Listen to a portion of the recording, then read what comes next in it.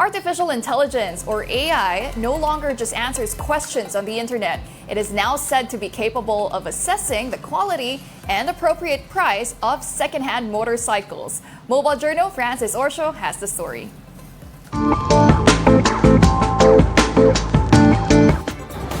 Minsan ka na bang nakabili ng motor pero hindi ka sigurado kung okay pang gamitin at kung magkano ang tamang presyo? Paano kung may AI tool na kaya na yang gawin?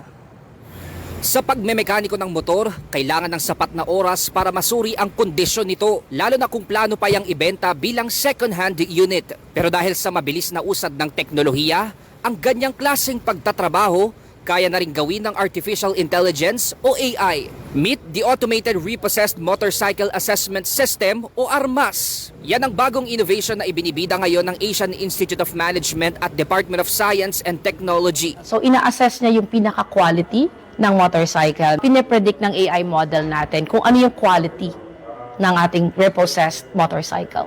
Sa tipikal na mekaniko, mano-manong chine-check ang motor para matingnan kung ano ang kondisyon nito at madalas, aabutin yan ng 1 oras. Pero sa ARMAS AI tool, malalaman mo agad ang kondisyon ng motor in just 5 minutes. 3 datos lang ang kailangan na i-upload sa isang website sa tulong ng machine learning at AI. Una dyan ay kung ano ang model ng motor, brand, kung kailan nabili at nirepossess. Sunod ay kukuhaan ng picture ang motor sa iba't ibang anggulo. At panghuli, dito bubuksan at paaandarin ng motor at ire-record ang tunog ng makina o engine.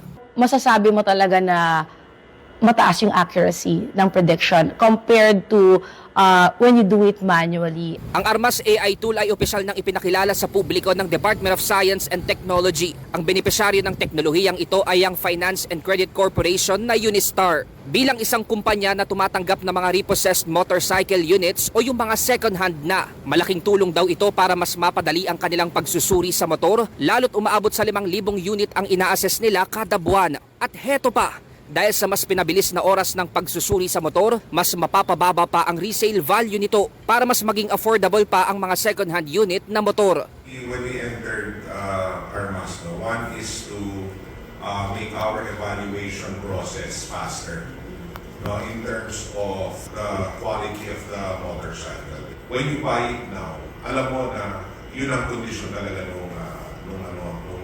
So you get your money's worth.